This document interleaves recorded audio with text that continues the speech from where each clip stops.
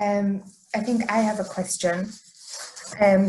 I think I'll say it in English and then I'll say it in Spanish, and if I say it wrong in Spanish, you can help me.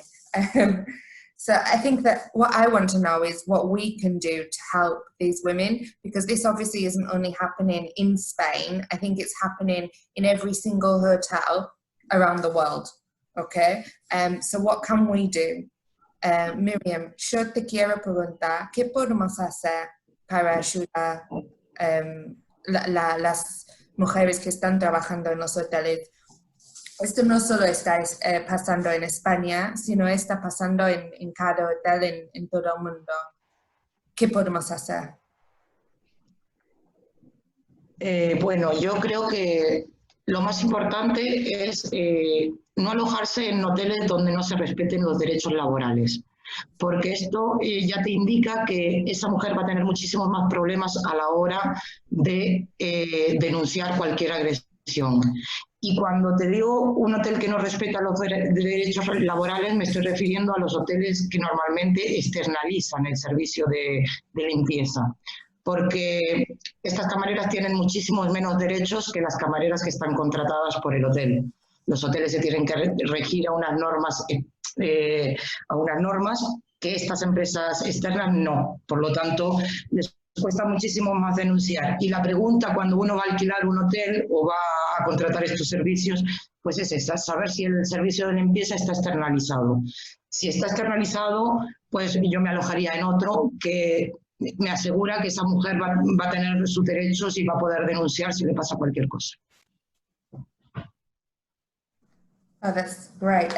Perfecto. Es algo súper práctico que podemos hacer.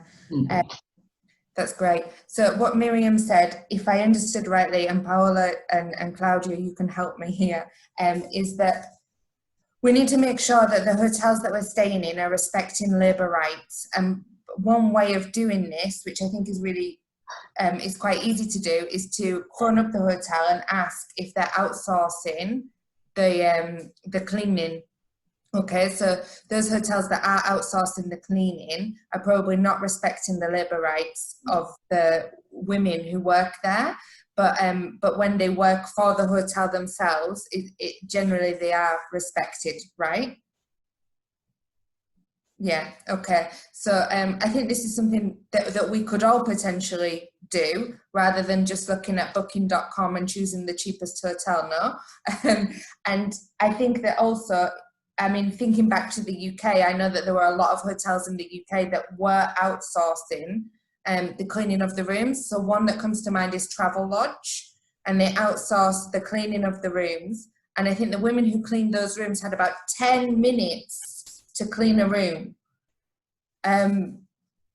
And obviously that, I think that's impossible. So, and then they weren't respected with things like annual leave and all the rest of it. But I'm not going to talk about them because I don't want to take the focus away from Las Kellys.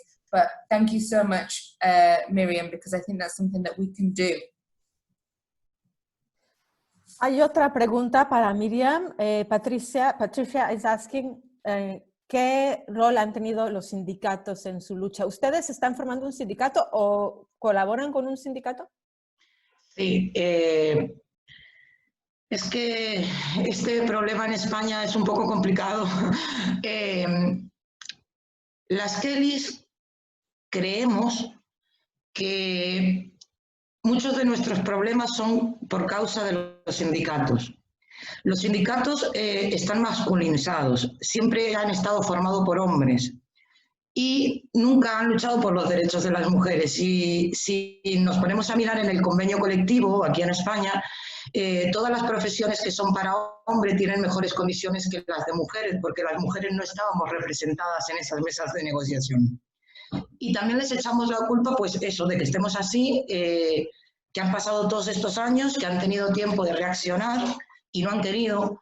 Y sí es verdad que cuando vieron que un grupo de mujeres solas, de base, nos organizábamos, han intentado destruirnos de todas las maneras posibles, han intentado dividirnos entre nosotras, han intentado captarnos para que nos fuéramos con ellos, han hecho todas las artimañas del mundo mundial y nosotras siempre hemos mantenido nuestra independencia porque creemos que estamos totalmente capacitadas para representarnos a nosotras mismas y que nadie va a explicar mejor lo que nos duele la espalda o lo que nos pasa dentro de una habitación que nosotras mismas, antes que ningún hombre.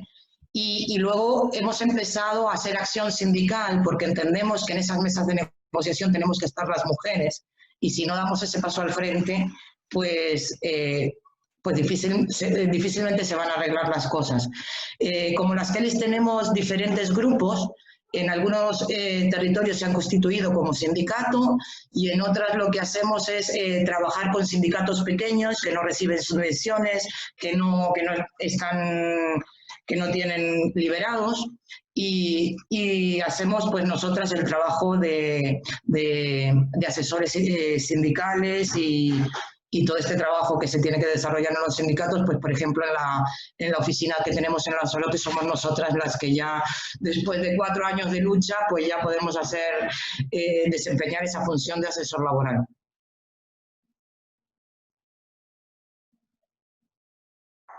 Muchas gracias, Myriam. So Myriam was saying that unfortunately the traditional unions in Spain, and as it probably is the case in many parts of the world, are very masculinized and led by men, and historically they didn't consider women's rights or women's needs in the negotiation processes. So in the agreements between the government in Spain and the big labor unions, if you look at the professions dominated by men, their conditions, their working conditions and their salary conditions, etc., are way better than those where women are predominant in the profession, and showing that gender imbalance also in the way that negotiations are fought within the unions and across sectors. So they say that traditional unions have tried to co-opt the movement, tried to convince them, but also using some negative tactics like dividing them. Las Kellys, this grassroots-based organization of women workers in hotels. And so they prefer to be independent as Las Kellys. They prefer to represent themselves because there's nobody else than themselves who can explain their own situation and their experiences and their needs. No man can actually represent what women in these positions go through. And so they've decided, because there's different groups of Las Kellys across different Spanish destinations, some of them have actually come forward and formed their own union, and some of them have partnered with smaller unions, the smaller unions that allow them to actually collaborate and work and sit in the negotiating tables, which is really important. And they do see the importance of sitting in the negotiating tables with the bigger unions and the government and the hotel sector. But they do require that agency and independence to actually bring their fight forward. Are there any questions on the floor? Any other question for Las Kellys, or any other question for any of the contributors? I think there was a question for Tenia earlier that I think I skipped by Stroma. Should we go with that? Question for Tenia. Is there a gap between law in the books and law in action? Oh, you answered already. Sorry. And I'm happy to talk about that just for a few seconds, less than a minute. Just to say that the law is the law, and Spain is a European Union member state. So all of these things that we mentioned here, they are unlawful. And for the point that Heather made, who is, if it's outsourced or if it's not outsourced, the labor laws bind the labor laws define the labor relationship irrespective of whether it's a labor relationship in the cleaning company or in the hotel per se. So everyone is bound by those labor laws. And if there are breaches, people and victims of those breaches have to report, because Spain and every country has the obligation to investigate. And if it doesn't, then you can go to the European Court of Human Rights and complain that this violation has been this obligation has been violated. So that there are ways, there are ways. We should not, feel desperate that there is no way out. There are ways, and there are legal ways. Thank you, Tenia. So I was trying to write the response real quick for those who speak Spanish. So las violaciones laborales están penadas por la legislación nacional e internacional, a pesar de que en un hotel se externaliza el servicio de limpieza, la empresa de limpieza está obligada a cumplir con la ley. Entonces, bueno, claro que es difícil acceder a la legislación, pero lo que decía Tenia es que legalmente también están obligados a cumplir con la legislación laboral y a proteger los derechos de las trabajadoras. Pero igual no me entendió. Legalmente sí lo puede denunciar, por supuesto, pero es que ellas tienen tanto miedo por las condiciones a perder ese puesto de trabajo que les es tan difícil conseguir, con el que mantienen a toda su familia, que se callan porque sus condiciones son precarias. Si a lo mejor tienen un contrato fijo, pues les es más fácil porque sabe que no le van a decir, pues no vuelvas mañana. No sé si me he explicado bien.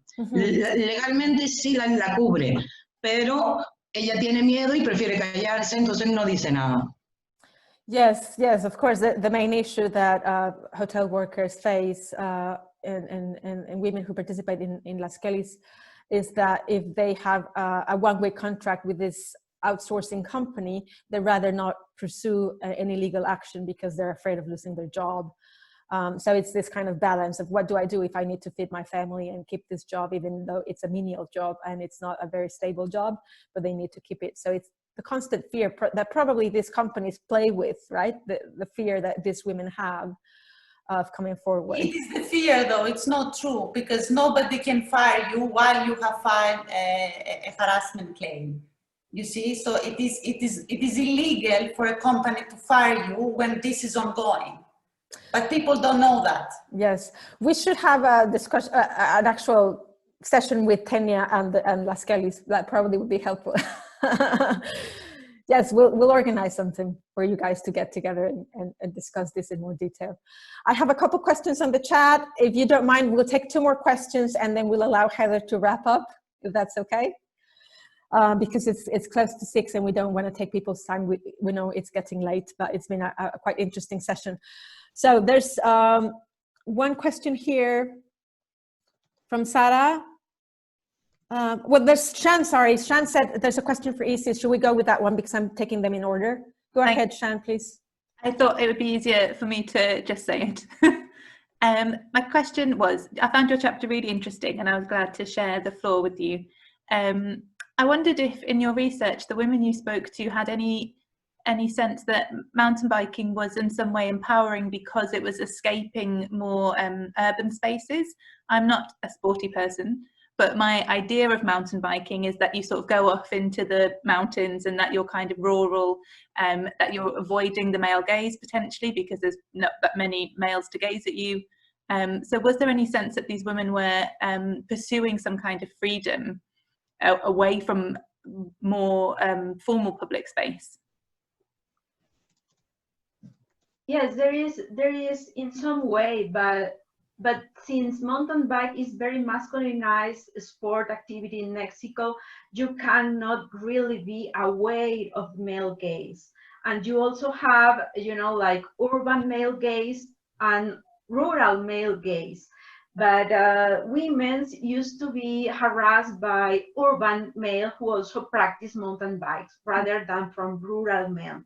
Mm-hmm. But this is also in the context of a lot of insecurity, and some places are being, bikers, they are vulnerable to the burglary of the bikes because bikes are becoming very expensive.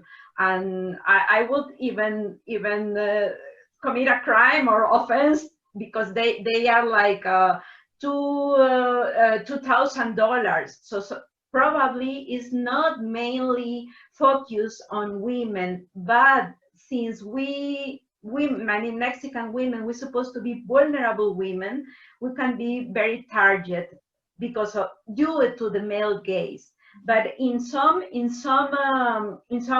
aspects, women who practice mountain bike, they feel very, very empowered.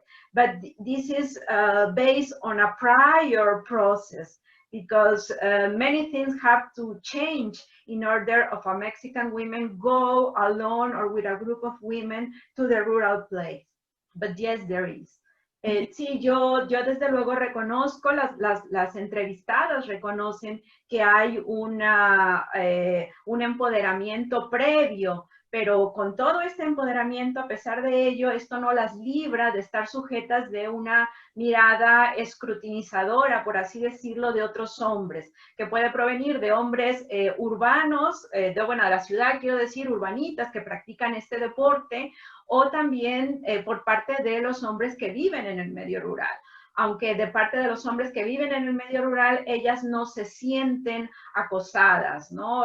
Pueden ser víctimas tal vez de algún robo de las bicicletas, de las bicis que son muy, muy caras para el contexto mexicano, pero con todo y eso sí logran sentirse empoderadas, logran sentirse libres, pero no al grado de sentirse completamente seguras, ¿no? Está por detrás todavía esa construcción de la mujer vulnerable. Y bueno, ya acá me quedo, pero sí podemos luego continuar ahondando en este tema. Gracias.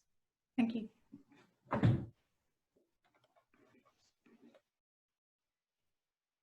Thank you both, Jan and Isis.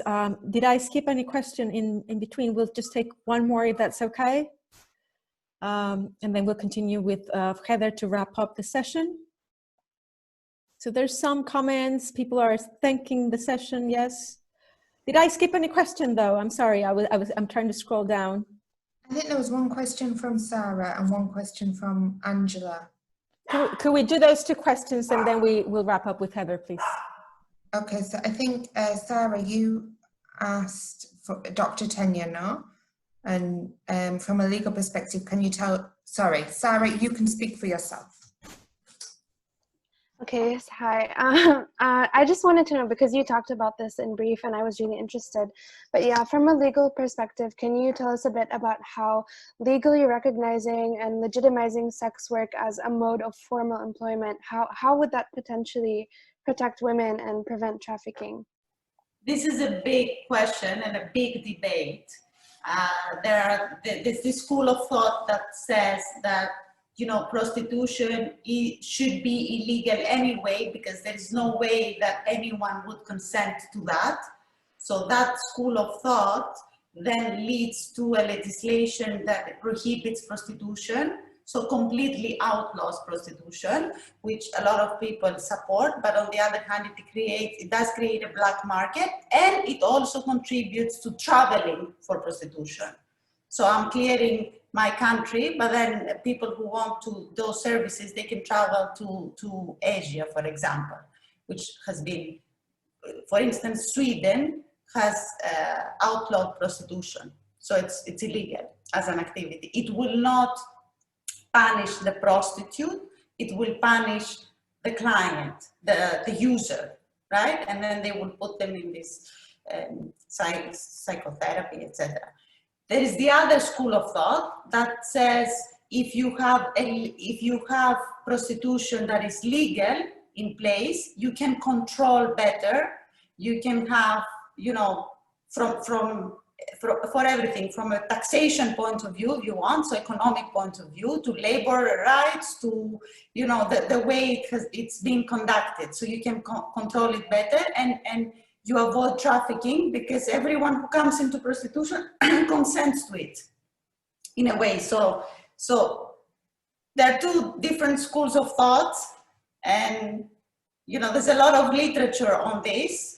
The first one is represented by Sweden as a country. The second one is represented by the Netherlands as a country. So you can see their different systems on this. But this is an excellent question, because it's a huge debate.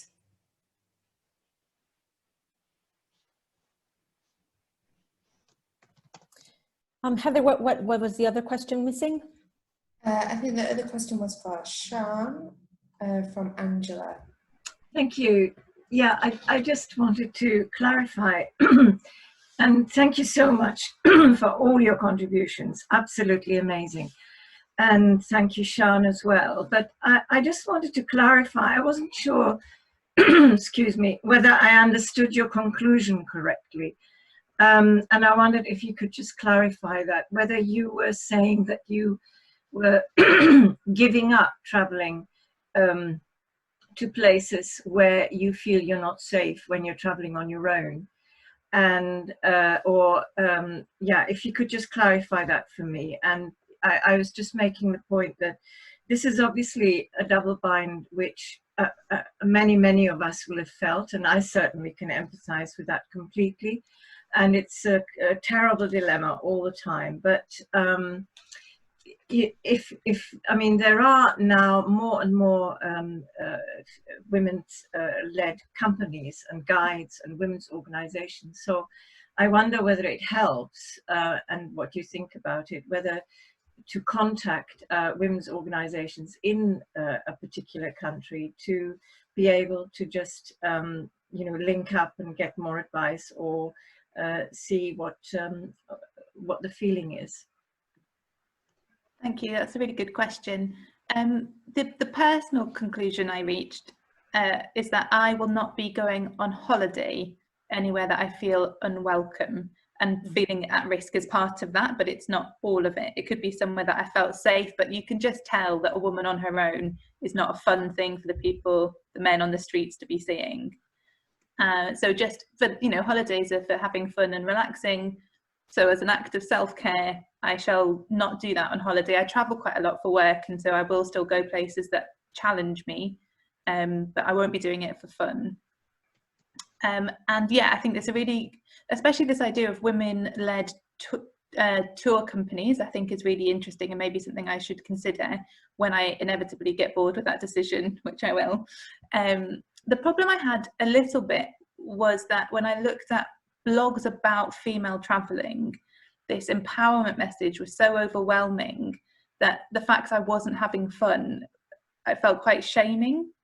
You know, like everyone else had managed, everyone else had a great time, they didn't mind, they found it really refreshing, they managed to fit in really well. And I just found it really depressing that I was struggling so much. But possibly I need to try and find other sources.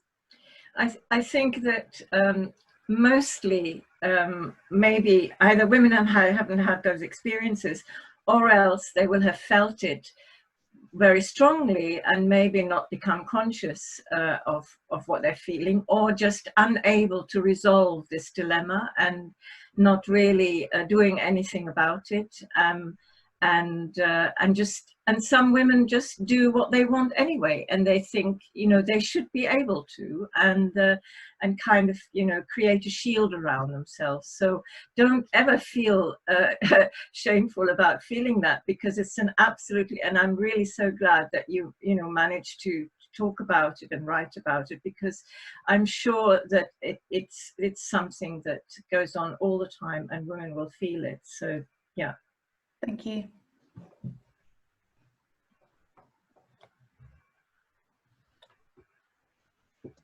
Thank you for all the questions. Sorry, we don't have time for more because it's creating an interesting discussion already. But please take each other's names, take the contributors' names, and feel free to also contact the editors for future queries. And I was terrible at not sharing the promotion code, but I will post it in the chat in a moment. We have a discount for the book in case you're interested. And we're gonna close with Heather and Heather's comments on the contributions of the book and the future research.